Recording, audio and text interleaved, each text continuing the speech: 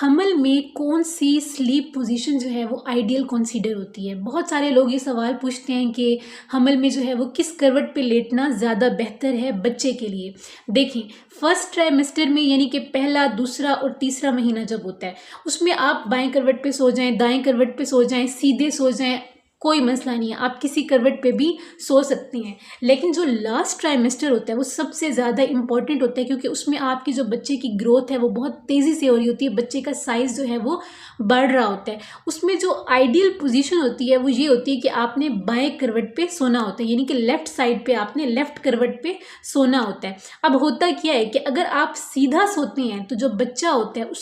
उसका साइज़ क्योंकि बढ़ रहा होता है, तो बच्चे का प्रेशर पड़ता है, जो हार्ट की यानी कि दिल की जो वेसल्स होती हैं उन पे प्रेशर पड़ रहा होता है। उसकी वजह से क्या होता है कि बच्चे तक खून ठीक से नहीं पहुंच